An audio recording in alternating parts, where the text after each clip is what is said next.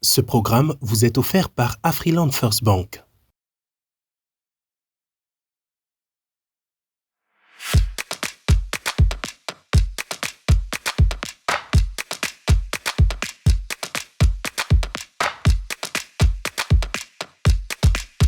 Bonsoir et bienvenue sur Vox Live, votre émission de débat où nous décryptons les enjeux du continent. À 7 mois des élections présidentielles en Côte d'Ivoire, un sujet fait débat. Charles Blé Goudé, Laurent Gbagbo et Guillaume Soro ne figurent pas sur la liste électorale provisoire. Pourquoi ces figures majeures de l'opposition sont-elles écartées ? Aujourd'hui, avec nos invités, nous allons analyser les raisons de cette exclusion, les recours possibles et ce que cela implique pour l'avenir politique du pays. Restez avec nous pour cette discussion. Et pour cela, je suis entourée de Maki Oumed Gaba. Bonsoir. Bonsoir. Vous êtes membre du mouvement dynamique unitaire panafricaine. Merci d'être avec nous. Face à vous, Sédik Abba, bonsoir. Bonsoir. Président du Centre international de réflexion et d'études du Sahel, mais également journaliste. Merci de nous avoir rejoints sur le plateau. Et enfin, Makaëlan Gebla, bonsoir, merci d'être avec nous. Bonsoir Soukena, merci. Vous êtes journaliste politique, ancien conseiller à la présidence tchadienne. Tout à fait. Merci. Alors, on le disait en introduction, c'était le 17 mars, la commission électorale indépendante a publié sa liste électorale, mais 3 noms ont manqué. Je vous propose de regarder le résumé en images signé Valère Bouguet. Désigné candidat du Parti des peuples africains Côte d'Ivoire, le PPACI, pour l'élection présidentielle d'octobre 2025, l'ex-président ivoirien Laurent Gbagbo ne figure toujours pas sur la liste électorale provisoire, dévoilée hier lundi 17 mars 2025 par la commission électorale indépendante, pourtant acquittée par la Cour pénale internationale en 2021 et graciée par Alassane Ouattara en 2022. Laurent Gbagbo demeure sous le coup d'une radiation liée à sa condamnation à 20 ans de prison pour un présumé braquage de la BCEAO, une exclusion qui va à l'encontre d'une décision de la Cour africaine des droits de l'homme et des peuples qui avait exigé la réintégration du nom de Laurent Gbagbo sur la liste électorale en Côte d'Ivoire. Outre l'ex-président ivoirien, d'autres figures majeures de l'opposition ivoirienne sont également absentes de la liste électorale provisoire. C'est le cas de Charles Blé Goudé, condamné par contumace à 20 ans de prison en 2019, et de Guillaume Soro, sous le coup d'une condamnation à perpétuité pour atteinte à la sûreté de l'État, qui sont également radiés de la liste électorale publiée par la commission électorale indépendante. Au cours d'une rencontre avec les partis politiques et les acteurs de la société civile, le président de la commission électorale indépendante, Ibrahim Koulibaly Kubier, est revenu sur les chiffres de la révision effectuée en 2024. En conséquence de ces rejets et de ces opérations de requalification, la commission électorale indépendante a retenu finalement 1 432 827 nouveaux recensements ainsi qu'il suit. Pour la catégorie 1, 663 070 requérants. Pour la catégorie 2, 769 757 requérants.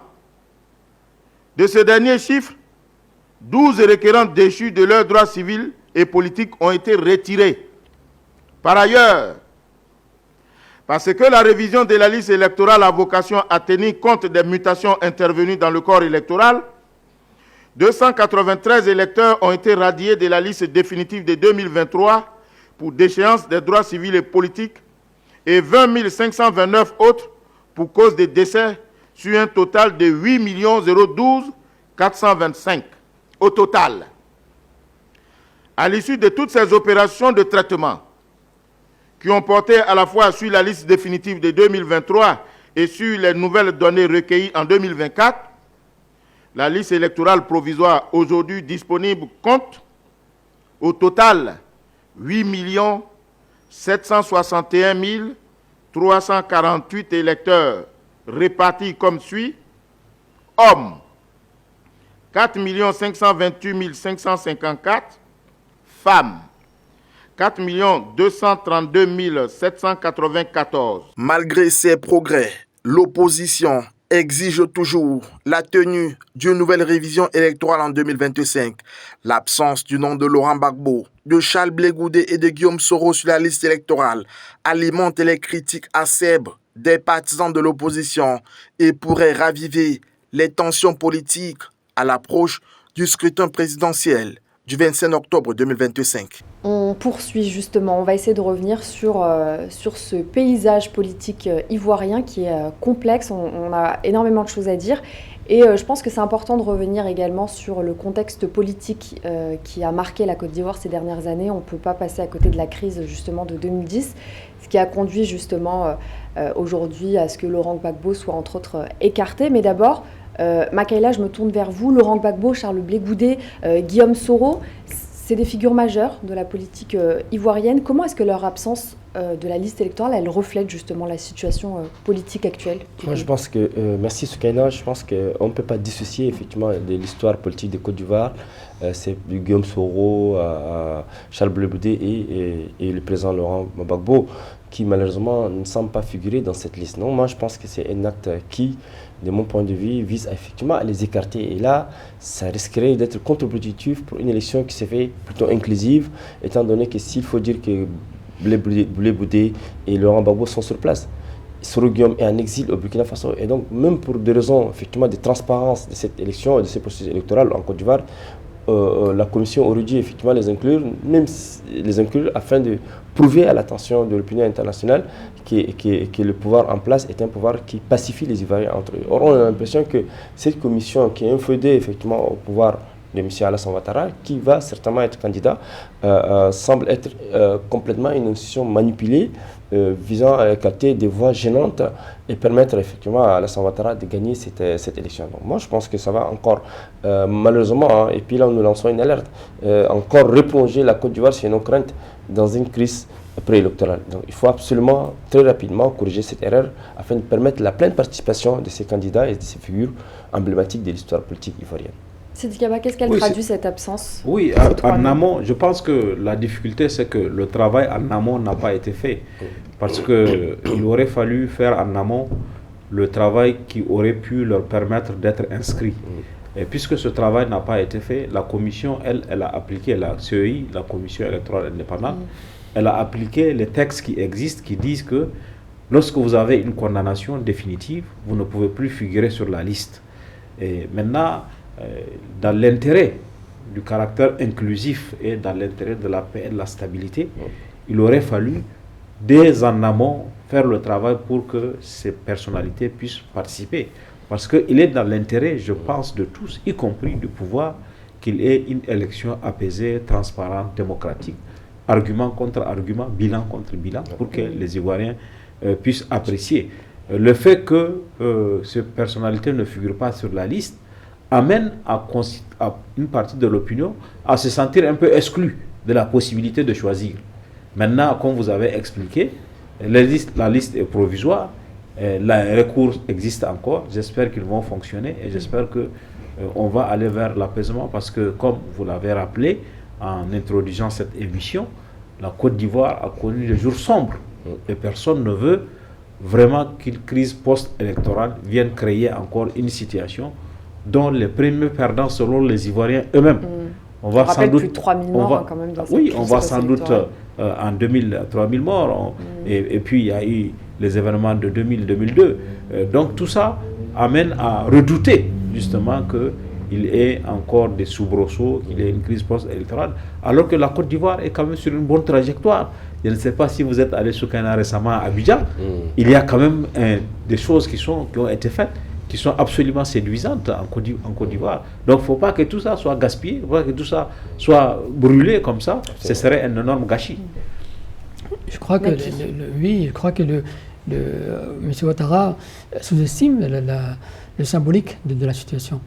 Même si, d'un point de vue strictement juridique, il y a, comme dit Sidi Kaba, des étapes préalables pour que tout le monde soit inscrit sur la liste électorale. Il n'est jamais trop tard, d'ici les 7 mois qui restent, de faire la chose, parce que la symbolique de la situation fait que la Côte d'Ivoire est un pays très très sensible. Nous l'avons vu récemment avec les 3000 morts, comme vous disiez, et ce n'est pas de cette façon qu'on va apaiser les esprits. Au contraire, on risque de retomber encore dans le travers qu'a connu la Côte d'Ivoire. Et d'autre part, la Côte d'Ivoire représente aussi d'autres symboles. C'est le symbole de la francophonie aussi en Afrique. C'est le symbole des pays démocratiques, avec le Sénégal, avec le Bénin peut-être, mais le Bénin c'est compliqué. il y a beaucoup de symboles au-dessus de la Côte d'Ivoire et ce serait grave pour toute l'Afrique que ce symbole-là tombe. Moi, je voudrais abonder dans le sens que Seydi Abba disait tout à l'heure, les réalisations faites par Alassane Ouattara sont à saluer à sa juste valeur, étant donné qu'il a changé complètement les visages d'Abidjan. C'est ce que j'ai appris, les routes émergent, sur les infrastructures justement. Et les avancées et donc, économiques. si avec un tel bilan, il faut mieux vraiment ne pas les remettre en cause. Moi, je pense que pour une élection régulière et incontestable, il faut absolument que ça coûte absolument rien à la commission électorale ivoirienne effectivement d'accepter ces gens, qu'ils gagnent ou qu'ils perdent, l'essentiel qu'ils participent. Et là, Alassane aura effectivement, en fait, comment dirais-je, le privilège et l'honneur de dire, écoutez, je n'ai empêché personne. Moi, j'ai été empêché par le passé de ne pas sur la base d'ivoirité, j'ai été empêché, mais moi, je n'empêcherai pas, effectivement, ou bien je ne resterai pas l'espace de participation à une élection à mes adversaires ou bien mes détracteurs. Donc, moi, je pense qu'il est temps, là, ça s'enflamme un peu sur les réseaux sociaux ivoiriens, quand vous voyez un peu les réactions, etc. Donc, moi, je pense qu'Alassane Ouattara doit quand même à 83 ans, je pense, non? Il doit avoir aujourd'hui 83 ans. Il faut qu'il incarne la sagesse de Houphouët-Boigny. Aujourd'hui, justement, les partis d'opposition, le PPACI, le COJEP, ils dénoncent une exclusion politique, ils dénoncent ce qu'ils appellent, eux, un blocage politique. Est-ce qu'on est dans une manœuvre? Est-ce qu'on peut l'affirmer? Peut-être rappeler aussi aux téléspectateurs pourquoi est-ce qu'ils ne figurent pas sur ces listes d'abord électorales, les trois candidats? Oui, les trois ont été condamnés. ils ont fait l'objet de condamnation à 20 ans de prison. Et acquittés par la suite. Oui, pour les deux qui ont été amenés à Laurent Gbagbo et Blé Goudé, qui ont été déférés devant la Cour pénale internationale. Ils ont fait l'objet d'acquittement de la Cour. Mais il y avait une condamnation liée au cas de la BCAO qui n'a pas été, qui a fait l'objet d'une amnistie, d'une grâce. Mais la grâce n'efface pas la condamnation, elle n'absout pas. Donc il faut l'amnistie pour justement que ça ne figure pas sur le casier judiciaire.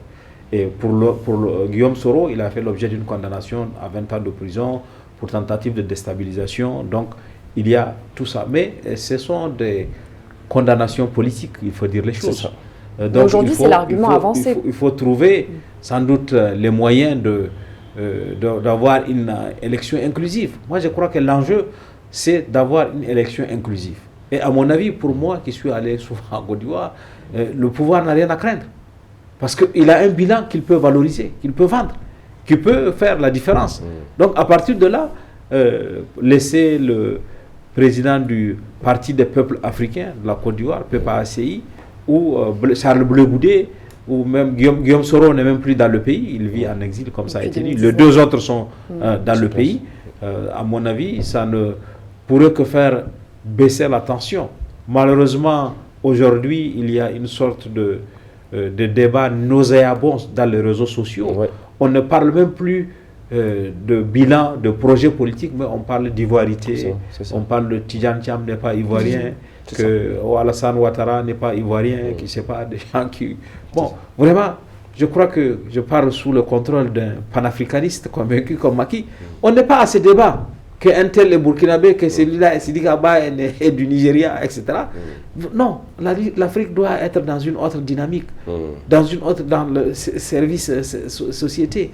Moi, je suis du Niger, mais l'histoire du Niger est si vous prenez, je regarde toujours cette histoire dont j'ai écrit souvent certains aspects, et il y a eu un ministre de la Défense, Léopold Kaziendé, qui était d'origine burkinabé, qui a servi le Niger plus qu'il n'a servi le pays dont il est originaire, qui a choisi de mourir au Niger quand il est décédé. Donc, vraiment rentrer dans ce débat au lieu d'aller sur des débats d'idées, de débats de bilan, avoir aujourd'hui ces débats nauséabonds qui peut allumer le feu.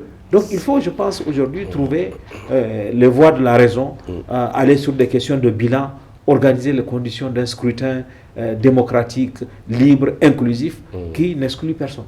Aujourd'hui, cet écart, est-ce que vous rejoignez justement, Sédic Makaïla, le fait que ces trois candidats soient écartés, ils sont sous le coup d'une décision plus politique que judiciaire? Oui, la décision elle est plutôt plus politique que judiciaire, étant donné que Alassane Ouattara aurait dit, lui qui était effectivement victime d'une décision pareille, sur la base de l'ivoirité, il a été plusieurs fois empêché d'être candidat. Il n'aurait pas dit vraiment déterrer effectivement cette ivoirité qui pose problème. Moi je pense que cette décision elle doit être complètement annulée et permettre effectivement au président Alassane Ouattara de prendre un acte d'amnistie permettant à ces figures-là de participer. Il ne reste que Laurent Gbagbo et l'autre qui est Blé Boudé qui sont sur place. Il faut même envisager effectivement le retour dans le pays à Sorokiom, qui se trouve actuellement en exil pour 2 ans parce qu'en fait il est aussi issu du nord du pays et qu'Alassane Ouattara, en voyant en lui quand même quelqu'un qui peut l'empêcher effectivement ou bien comment dirais-je, d'être aussi conquérant au nord du pays. Donc moi je pense que Alassane Ouattara qui a incarné une dizaine d'années à la tête de Côte d'Ivoire aurait dû quand même savoir raison garder, faire preuve d'une plus d'extrême sagesse et permettre à ses détracteurs. Parce que, comme il l'a dit tout à l'heure, moi j'ai parcouru les réseaux sociaux ivoiriens, j'ai vu que effectivement les réactions sont des réactions d'indignation générale au fur et à mesure. Donc si ça monte à cette allure, et maintenant à 7 mois d'élection présidentielle, j'ai peur qu'on revienne encore effectivement aux années sombres de la Côte d'Ivoire. Il faut éviter. Parce que la Côte d'Ivoire est un pays stable aujourd'hui. On sent qu'il n'y a pas des arriérés de salaire. On sent effectivement que le pays devient un pays attractif pour les investisseurs extérieurs. Est-ce qu'il est opportun de remettre tout ça en cause? Non. Maki. Pour compléter, je crois que autant il y a un bilan économique, un bilan du fonctionnement du pays qui peut être positif, et merci Dekaba pour l'information, autant Alassane Ouattara a fini par symboliser une sorte d'intérêt étranger en Afrique, puisqu'il a déjoué avec le président Macron le projet d'un franc CFA qui allait être réformé. Il n'a pas déjoué, mais il a contredit cette opération qui était en cours. Il a aussi été choisi, dans le cadre de la guerre civile avec Gbagbo, il a été choisi par la France en soutien contre Gbagbo. Il y a ainsi des images négatives sur Alassane Ouattara. Et là, s'il veut se réconcilier avec beaucoup d'Ivoiriens, mais aussi beaucoup d'autres Africains, eh bien, il a intérêt à apaiser les choses et à faire que Côte d'Ivoire parte de nouveaux pieds, parce que c'est un grand pays d'Afrique francophone. Je voudrais vous faire réagir à plusieurs commentaires justement d'internautes. L'un d'eux nous dit, dans un état de droit, il y a des règles et les politiciens ne sont pas au-dessus de ces lois. En Côte d'Ivoire, au nom de la séparation des pouvoirs, il existe un conseil constitutionnel chargé d'analyser les candidatures. Blé Boudé, Gbagbo, Soro ne sont pas sur cette liste à cause des décisions de justice. Jeu politique ou finalement simple application des lois électorales? Le deux. Pour moi, c'est le deux. C'est-à-dire qu'on a appliqué la loi telle qu'elle existe, mais la loi est faite par les hommes. Elle peut être changée par les hommes. L'intérêt du caractère, l'intérêt de la volonté d'apaisement et la volonté d'inclusion peut amener à ce que ce cas soit résolu. Ce n'est pas un cas qui ne peut pas être résolu. Il y a des solutions juridiques qu'on peut trouver, des solutions politiques. Et l'enjeu pour nous tous qui sommes autour de cette table, et même pour ceux qui nous regardent, c'est la stabilité de la Côte d'Ivoire. Personne ne veut avoir à vivre ce que la Côte d'Ivoire a vécu. Nous n'étions pas là, mais nous avons vécu à distance ce que les gens ont vécu. Et nous pensons que, compte tenu du contexte de l'Afrique de l'Ouest, il ne faut pas l'oublier. L'Afrique de l'Ouest est dans une situation d'insécurité, avec la menace terroriste qui gagne du terrain, qui déborde aujourd'hui le Sahel pour arriver dans les pays du Golfe de Guinée, qui a même touché la Côte d'Ivoire, avec Grand Bassam, avec Kafalo. Donc, il n'est pas bon qu'il y ait une instabilité. Surtout la Côte d'Ivoire, quand même, est une terre d'accueil des diasporas sahéliennes. Il y a 25% à peu près d'étrangers en Côte d'Ivoire. Ça fait partie, je crois, des choses qu'on souligne souvent pour montrer que c'est une terre d'accueil. Et l'embrasement de la Côte d'Ivoire dans le contexte aujourd'hui de l'Afrique de l'Ouest va créer une sorte de déstabilisation de toute cette partie de l'Afrique. C'est pour cette raison que, puisque ce n'est pas irrattrapable, il reste encore du temps d'ici les élections pour que quelque chose soit fait, pour que le Conseil constitutionnel, si on part aujourd'hui, on défère la chose devant le Conseil constitutionnel, à l'état actuel des choses, le Conseil ne va faire que confirmer la décision, parce que c'est ce que disent les textes. Voilà. Moi, je voudrais juste compléter. Vous savez très bien que dans nos pays, la plupart des institutions censées organiser des élections, par exemple la CI en Côte d'Ivoire, la Ange au Tchad, un peu partout, c'est des institutions qui sont inféodées totalement au pouvoir en place. Et donc souvent, pour être présent d'un tel, vous ne faites pas le choix ni de la société civile, ni de l'opposition, vous faites le choix effectivement du président qui est en exercice. Et donc du coup, moi je pense que cette décision, comme l'a dit votre internaute, ne reflète pas effectivement notre opinion à nous. Il faut absolument une réforme profonde visant à permettre à ces candidats, parce que la Sidi Abba l'a su le dire, on est dans un pays instable, dans une sous-région instabilisée, notamment par la guerre, par le terrorisme, etc. Et qu'aujourd'hui, il ne faut pas oublier que Soro Guillaume se trouve au Burkina, qui est à côté. Et le Burkina, par le passé, a joué un rôle important dans la crise ivoirienne, qui ne dit pas que face à l'impossibilité de participer à une élection, les voies de recours peuvent être engagées. Ça peut être des voies de recours violents. Donc moi, j'ai peur que la déstabilisation des Côte d'Ivoire, renforcer la déstabilisation déjà de la sous-région, et donc permettra encore une fois de plus à la communauté internationale de se remobiliser. Est-ce que la communauté internationale prendra-t-elle le risque aujourd'hui de faire en sorte que la Côte d'Ivoire organise une élection exclusive? Non. Donc il faut absolument que les acteurs politiques, au plus haut niveau, le président ivoirien, il est la seule garantie d'une élection transparente, régulière, inclusive et consensuelle, et qui puisse quand même permettre à la Côte d'Ivoire effectivement de renouer avec la stabilité qui, la discussion, elle accueille chez elle plus de 25% de population ivoirienne. Donc, des Nigériens, des Maliens, etc. Donc, pour nous, en tant qu'Africains, et l'objet de ces débats nous permet effectivement d'analyser et d'aider aussi les Ivoiriens dans leur grille d'analyse, de faire en sorte qu'un sursaut national se fasse et permettre effectivement à la Côte d'Ivoire d'organiser une élection sereine, ne serait-ce que pour Alassane Ouattara. Quelqu'un l'a dit, je pense que c'est Jean-Louis Biot qui disait la fois dernière, il est temps de partir. Il faut qu'il parte avec sagesse et qu'il peut être, vous savez, il peut être quand même considéré au plan international, il peut être écouté au plan international comme un conseil de chasse pour le continent et même pour le monde. Oui, pour compléter, l'application stricte des articles de loi parfois nous vont en contradiction avec le ressenti des gens, pas seulement en Côte d'Ivoire, mais souvent. En l'occurrence, si il applique strictement les règles qui invalident les candidatures ou l'inscription sur la liste électorale des candidats opposés à lui, c'est quand même malheureux. C'est des règles qui peuvent être changées, comme disait Sidi Kaba, mais aussi sa candidature potentielle, quelle que soit sa légalité, sur le plan de la légitimité, elle n'est pas du tout fondée. Et pas seulement à cause de l'âge, mais surtout à cause du fait que ça sera un mandat de trop. Et cette guerre civile que la Côte d'Ivoire a connue risque de partir juste du fait d'une interprétation exagérée des articles de loi par Alassane Ouattara. Un autre commentaire d'un internaute, et je réagis justement à ce que vous venez de dire quand on a posé la question aux internautes, c'est qu'est-ce que ça traduit finalement cette non-inscription de ces 3 candidats? Et l'un de nos internautes nous dit cela veut simplement dire que le 19 septembre 2002 n'a servi à rien, des gens ont été tués pour rien, aucun changement, et ça démontre que le bilan dit inattaquable n'est que de la décoration. Qu'est-ce que ça vous inspire, Cédric? Je pense que ça peut être de la décoration. Vous savez, on parle souvent en Afrique du vermillage démocratique.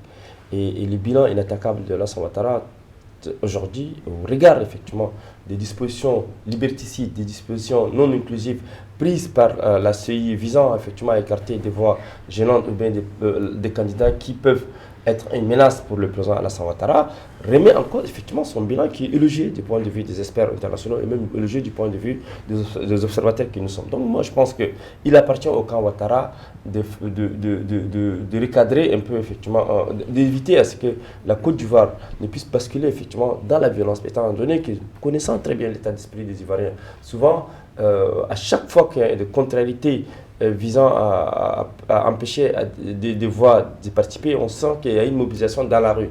Et cette mobilisation dans la rue se transforme souvent par des manifestations violentes. Et face à ces manifestations violentes, se dressent effectivement des forces de l'ordre qui, elles aussi, ne lésinent pas sur le moyen pour réprimer. Donc moi, je pense qu'aujourd'hui, il faut un monitoring important sur la Côte d'Ivoire à différents niveaux.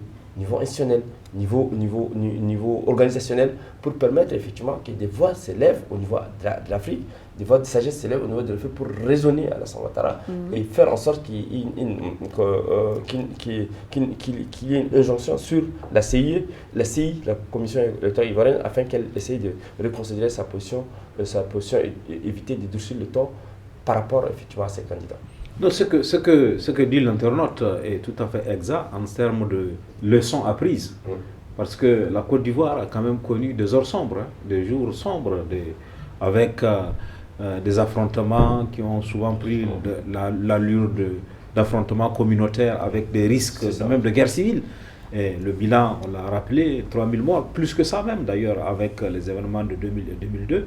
Et ça, c'est ça qui doit alerter les politiques ivoiriens, qu'ils soient de l'opposition ou du pouvoir, c'est d'éviter que la Côte d'Ivoire revienne à ces 20 années ou 15 années en arrière.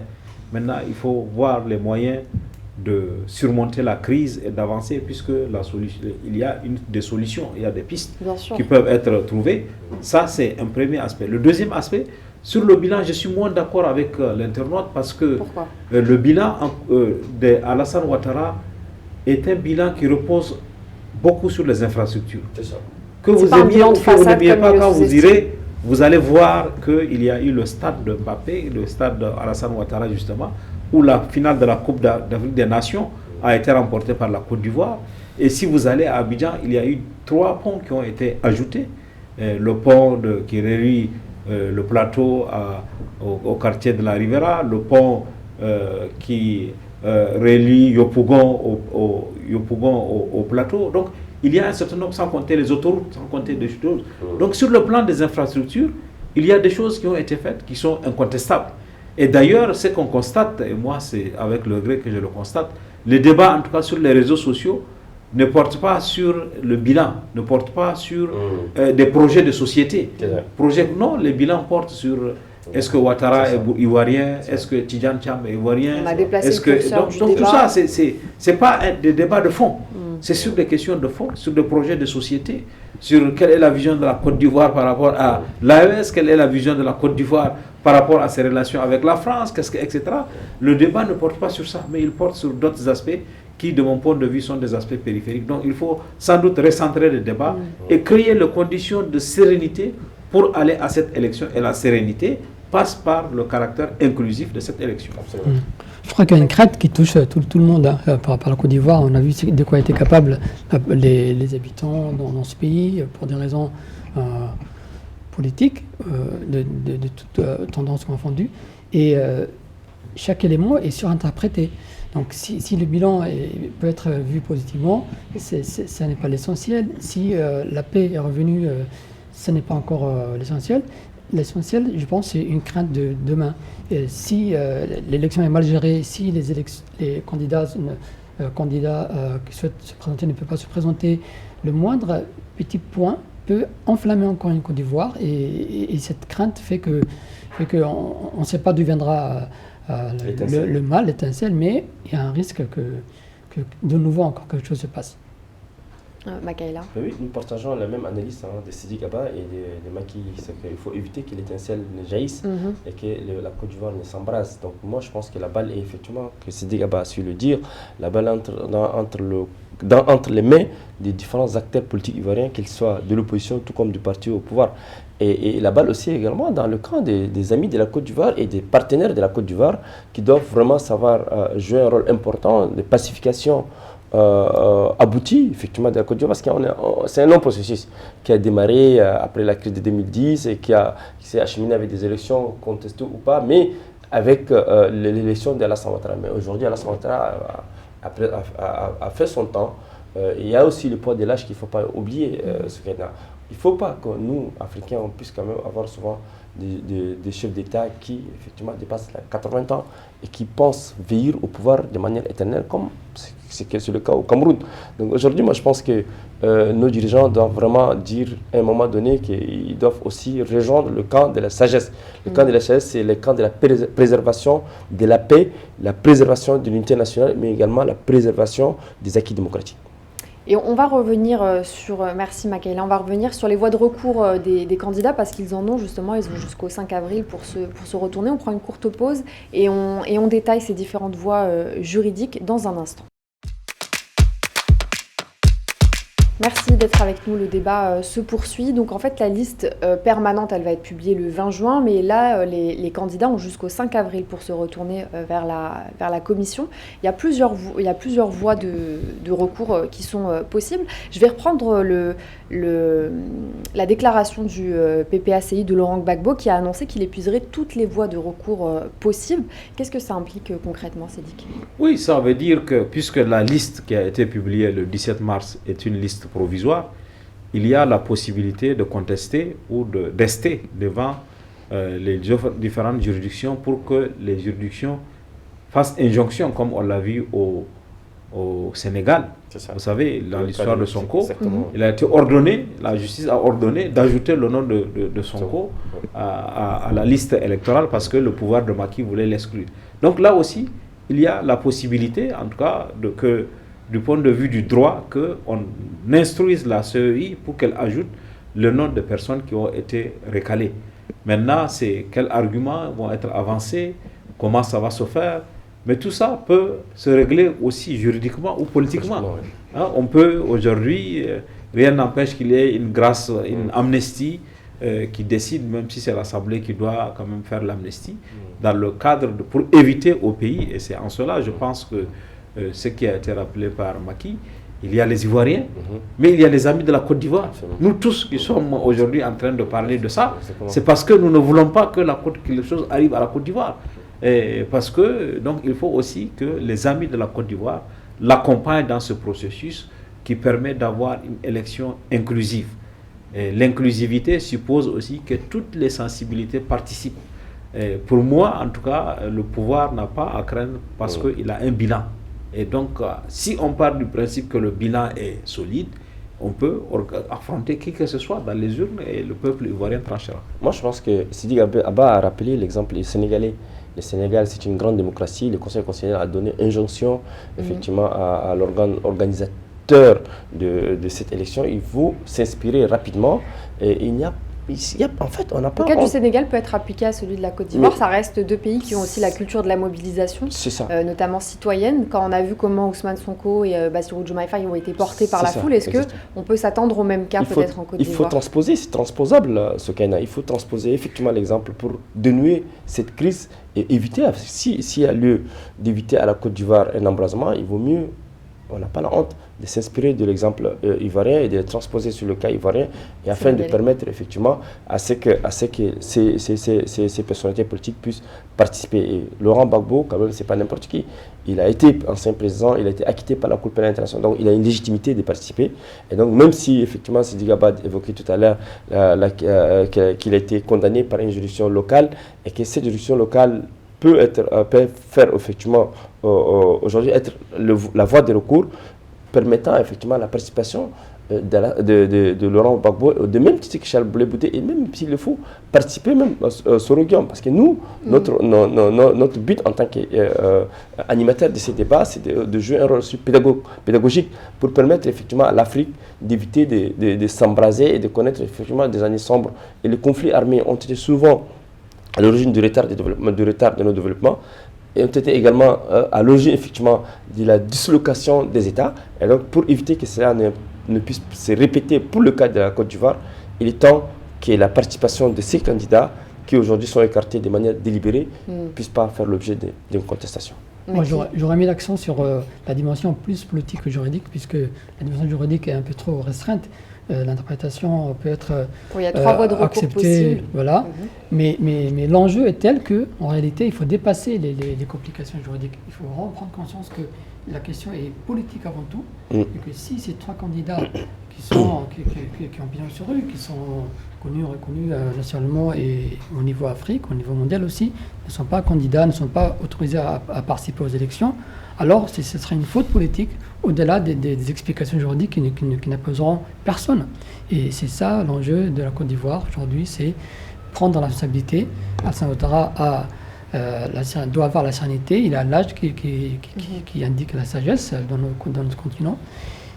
il a l'obligation morale, je pense, de comprendre la situation et de poser la question politique sans se perdre dans les dimensions juridiques qui ne sont pas de ce niveau. Et on est à un autre niveau que le juridique. On a vraiment dépassé les impossibilités, les complications juridiques. D'ailleurs, on peut le résoudre sur l'exemple sénégalais. C'est un bon exemple pour trouver des solutions, même dans le cadre juridique. Mais au-delà du juridique, il y a un vrai problème politique qui se pose. Et c'est toute l'Afrique qui regarde la Côte d'Ivoire. Non, moi je suis absolument d'accord avec Macky. Et je voulais insister sur ce que Makaila a dit. Il faut éviter que les amis de la Côte d'Ivoire restent en spectateur. Il faut agir pendant qu'on peut pour aider ce pays-là à éviter tout ce qui peut être une épreuve pour lui-même, pour la sous-région et pour le reste du monde. Donc, dès à présent, au lieu d'attendre que les choses s'embrasent et pour verser des larmes, il vaut mieux, dès à présent, sensibiliser les gens sur la possibilité, accompagner les gens, même encourager au besoin un dialogue politique entre les acteurs ivoiriens.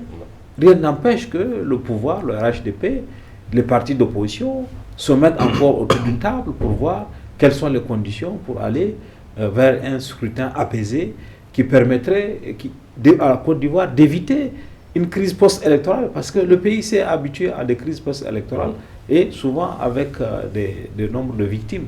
Or, aujourd'hui, personne n'a intérêt à ce que cela arrive. Voilà, que ce bilan soit gaspillé, que la trajectoire vers laquelle la Côte d'Ivoire se dirige soit déviée par une crise post-électorale. Je crois qu'on n'a pas besoin de tout ça. Et tous ceux qui peuvent faire quelque chose doivent le faire maintenant, avant le scrutin d'octobre 2025. Moi, je pense que pour abonder dans le même sens que Sidi Gaba, je pense que la voix de Tidjane Thiam, qui est de passage à Paris, je pense qu'il a émis dans un média international que la Côte d'Ivoire, étant donné qu'il est de l'inspiration oufetiste, c'est que Fouad Boigny est un homme de dialogue. Et donc Alassane Ouattara aussi doit être un homme de dialogue et permettre à ce que la Côte d'Ivoire ne puisse pas s'embraser.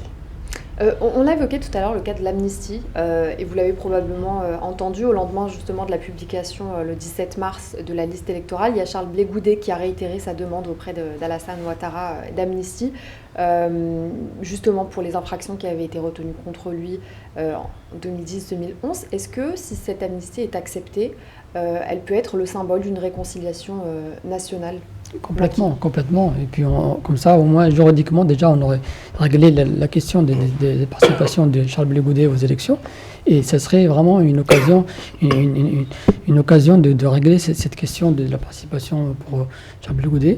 On dépasserait le geste purement politique et juridique. Complètement. Ça serait un geste, d'ailleurs, en réponse à sa propre demande. Donc, c'est bien et qu'il n'attend pas dans son coin, mais qu'il a fait sa demande et qu'il puisse avoir une réponse favorable. Et pareil pour les autres, il faut que les trois candidats puissent trouver un moyen de participer. Le refus de l'amnistie, c'était un refus stratégique, si je vois bien, parce qu'en fait, on a juste gracié, mais ce n'est pas amnistié. Et je pense que Charles Blé Goudé a raison, effectivement, d'évoquer, ou bien de lancer un appel et de demander à Alassane Ouattara, c'est une démarche très polie et très cohérente, de demander à Alassane Ouattara qui reste, quoi qu'on dise, le dernier recours pour que effectivement ces candidats soient acceptés. Et donc je pense qu'il est temps, et là c'est une voie je pense incontestable. Si c'est simple, on ne peut pas aller très loin.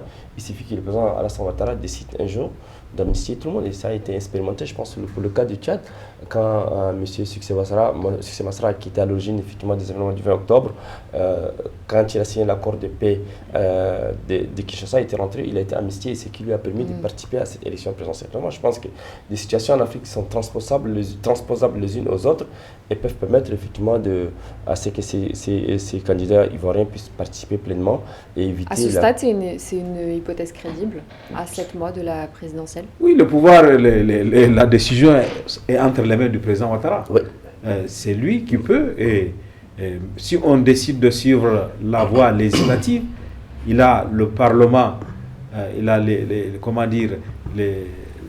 nombres de députés nécessaires pour adopter. Si on décide de suivre la voie réglementaire, il peut prendre un décret pour amnistier. Donc, de toute façon, le pouvoir a l'initiative, il a les leviers entre les mains. Exactement. Et il peut le faire comme il peut ne pas le faire. En le faisant, en tout cas, il choisit, comme ça a été dit, la voie de la réconciliation il choisit aussi la voie du caractère inclusif du scrutin.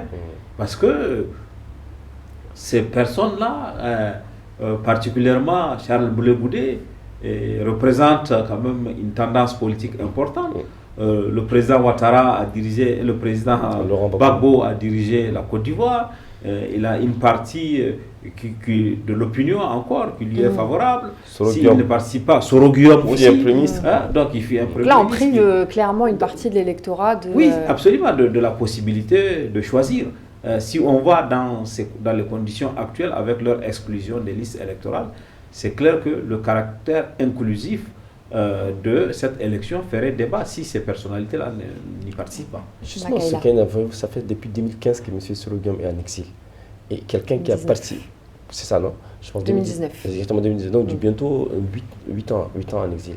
Figurez-vous, quelqu'un qui a contribué effectivement à l'arrivée au pouvoir d'Alassane Ouattara, qui se retrouve en exil et qui va se retrouver effectivement empêché de se retrouver. Donc, du coup, moi, je pense que Alassane Ouattara, même pour des raisons de reconnaissance juridique, permettre non seulement à Soroguium, mais à d'autres acteurs de participer pleinement, c'est parce qu'il va de son image, il va effectivement de sa crédibilité en tant que l'autre. Et moi, j'invite ici, et je convoque l'Union africaine, d'anticiper dans sa médiation pour permettre à ce que cette question effectivement d'éligibilité ou bien d'introduction de ces candidats puisse être levée avant la date d'élection présidentielle. Parce qu'il va de l'intérêt effectivement de la Côte d'Ivoire et de l'intérêt même de l'Afrique d'éviter que des crises émergent partout. Nous avons le Grand Lac, nous avons le Soudan, nous avons le Sahel. Toutes ces crises réunies font que l'Afrique reste quand même un nid de conflits armés et de conflits irrémédiables. Donc moi je pense qu'il est temps qu'Alassane Ouattara, qui reste pour nous le dernier recours pour permettre à ces candidats d'être aussi éligibles. Absolument, il y a quelque chose qui nous alerte quand même. C'est que si vous suivez l'actualité de la Côte d'Ivoire à travers les réseaux sociaux, vous êtes impressionné par la violence verbale, par vraiment les invectives, par la convocation du registre de l'ivoirité qu'on pensait avoir dépassé. Donc, tout ça, ce sont des alertes, à mon avis, qui doivent être prises au sérieux pour éviter justement que quelque chose arrive demain. On ne peut pas dire qu'on ne savait pas, en tout cas. Voilà, ça, ce sont des alertes. Et pour éviter justement qu'il y ait quelque chose qui va nous faire regretter tous, il faut, comme on l'a dit ici, que les acteurs politiques ivoiriens et d'abord les amis de la Côte d'Ivoire, l'Union africaine, la sous-région, la CEDEAO, les partenaires de la Côte d'Ivoire qui ont intérêt à ce qu'il y ait la stabilité pour continuer à faire le business avec la Côte d'Ivoire. Donc il faut que tout le monde, dans un effort collectif justement, qu'on puisse accompagner la Côte d'Ivoire pour aller vers un scrutin apaisé, inclusif, qui permette au pays d'éviter toute épreuve. Je voulais compléter en tirant l'attention sur cette dimension justement que Seydi Kaba rappelle. La région aujourd'hui autour de la Côte d'Ivoire est d'une sensibilité extrême. Et l'issue des élections en Côte d'Ivoire peut avoir un impact immédiat. Notamment, tout à l'heure j'expliquais que si l'élection en Côte d'Ivoire est vécue comme ayant été à l'avantage de Alassane Ouattara parce que la France l'a voulu, ça n'arrangera pas du tout la relation entre l'OIF et les partis qui l'ont quitté. Et au contraire, ça risque même d'agrandir le cercle des pays qui vont se défier de la France et de la francophonie. Et ça encore, c'est entre les mains de président Ouattara.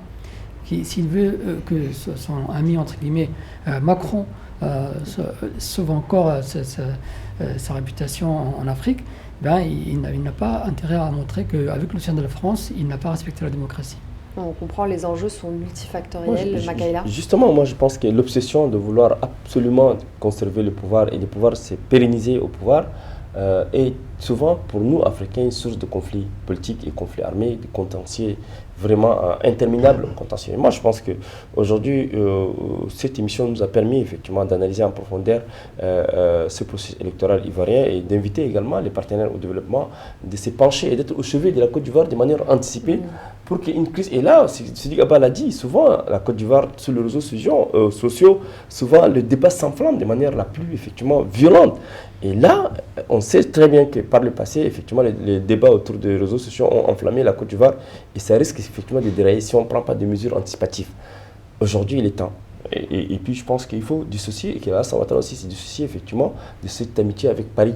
Parce que là, les adversaires d'Alassane Ouattara le perçoivent, lui, comme effectivement un candidat de la France. Et donc, moi, je pense que la France, même si elle reste pour le moment à équidistance de ce processus électoral, elle a tout intérêt à... Justement. Donc, à jouer peut-être un jeu de diplomatie de couloir pour éviter à rapprocher les points de vue, rapprocher les différents acteurs et amener, et même raisonner son partenaire, hein, donc Alassane Ouattara, de faire en sorte qu'il soit un peu souple et qu'il soit plus ouvert, avec un esprit large, permettant à ses détracteurs d'éviter que la Côte d'Ivoire ne s'embrasse. Si la Côte d'Ivoire s'embrasse à l'heure où nous parlons, effectivement, on aura affaire à une crise quand même qui risquerait d'être une crise d'une ampleur gravissime. Et donc, la communauté internationale qui déjà est défaite, je ne sais pas, sur la RDC, sur la crise au Grand Lac, elle n'arrive pas à avoir de solution. Sur la crise au Soudan, elle aura une crise supplémentaire. Et donc, nous ne souhaitons pas une crise supplémentaire sur le continent africain. Peut-être un dernier commentaire d'un internaute. On parlait beaucoup jusqu'ici d'élections inclusives. On a cet internaute qui nous dit que cette exclusion a déjà été signe de tension préélectorale. Il faut une organisation inclusive avec un organe de gestion électorale transparent. Ce n'est pas le cas pour l'instant. La CEI est faite pour ça, théoriquement. Mais la CEI, la Commission électorale indépendante, comme beaucoup des mêmes types de commissions en Afrique, n'est pas toujours vécue comme étant transparente. En réalité, la CEI, quand même, elle a un cadre très clair. Cependant, les opinions africaines sont en fait, il n'y a plus de confiance dans le processus des CEI en général, dans quasiment tous les pays, et ça coûte à la CEI qui doit montrer encore plus qu'elle ne fait déjà la transparence dont elle peut faire l'objet, parce qu'il n'y a pas de confiance. Oui, je pense qu'au-delà de la Côte d'Ivoire, et peut-être que nous aurons un jour l'occasion d'en débattre, il faut qu'on trouve les moyens d'organiser des élections crédibles et transparentes en Afrique. On avait inventé les CENI, les commissions électorales nationales indépendantes, mais on a compris qu'elles n'ont d'indépendance que le nom. Puisque après, ça n'empêche pas qu'il y ait des élections truquées, qu'il y ait un maquillage électoral. Donc, il faut qu'on trouve vraiment les moyens d'organiser des élections. On avait retiré au ministère de l'Intérieur l'organisation des élections pour le confier à ces commissions.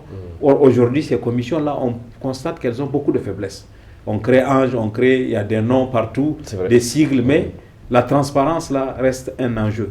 Or, quand on voit en Afrique, beaucoup de crises partent des élections. Oui. C'est des crises post-électorales. Donc, il faut qu'on trouve vraiment les solutions d'organiser des élections crédibles. Il faut en tout cas que ça soit transparent. Il faut que ces commissions-là soient transparentes. On a vu, dans certains pays, on fait le serment coranique, dans certains pays, on jure, etc. Mais ça n'empêche pas qu'il y ait des fraudes. Donc, il faut qu'on fasse une réflexion. Maintenant, il y a un deuxième niveau. Il faut aussi l'organisation des opérations électorales. Le vote. Il faut qu'on trouve les moyens, comme ça se fait dans tous les pays du monde, qu'on compte, tout le monde soit témoin. Mais il y a d'autres qui se cachent pour compter. Les représentants de l'opposition ne sont même pas autorisés à être présents au décompte, ne sont pas autorisés à participer. Donc, il faut vraiment résoudre toutes ces questions-là pour qu'on ait des élections transparentes, libres, démocratiques. Celui qui a gagné, celui qui n'a pas gagné, n'a pas gagné. Donc il faut qu'on arrive à cette culture-là où l'exemple du Sénégal ne soit pas une exception. On a célébré le 24 mars 2025 les 1 an d'arrivée de Diomaye Faye au pouvoir. Et dans d'autres pays, la Namibie vient de montrer.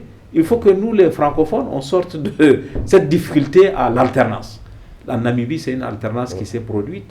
Dans d'autres pays, ce sont des alternances qui se produisent. Il faut que nous aussi, on soit dans cette culture d'alternance, dans cette culture d'élection transparente, pour qu'au moins, on évite les crises qui retardent notre développement. En réalité, quand on fait les crises, ça retarde le développement. On n'a pas le temps de consacrer au projet. On se mobilise pour résoudre des questions de sécurité, des questions de violence. C'est vrai. C'est quelque chose de pertinent. Vous savez, les crises électorales et post-électorales en Afrique sont souvent observées dans l'espace francophone, malheureusement.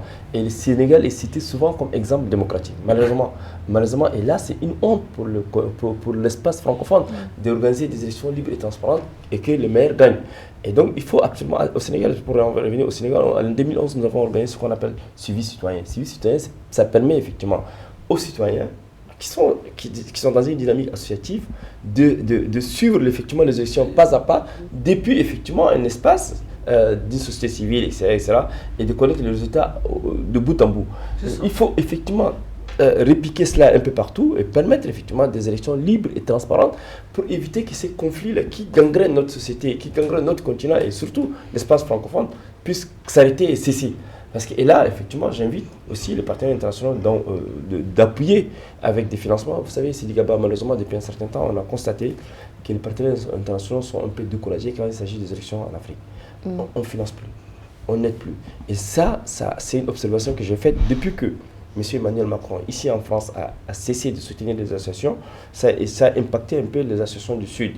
Et donc, elles ont souvent des difficultés, effectivement, à accompagner le processus électoral. Souvent des difficultés, effectivement, à faire des rapports sur les questions démocratiques, les violations des droits de l'homme, etc. Donc, il est temps que les partenaires, y compris l'Union européenne, puissent quand même vraiment financer de manière conséquente les élections qui se déroulent en Afrique et dans l'espace francophone. Parce qu'effectivement, on ne parle pas des élections de crise post-électorale ou pré-électorale dans l'espace anglophone. Mais en ce qui concerne l'Afrique francophone, on a souvent tendance à dire que c'est une situation qui s'est cancérisée et ça nous pose énormément de problèmes. Merci Makaïla, je crois que je vous ai laissé le mot de la fin, on arrive déjà au terme de l'émission. Merci d'avoir été parmi nous, Maki, Sédic, merci d'avoir été parmi nous. Quant à nous, on se retrouve très vite pour un prochain numéro de Vox Live.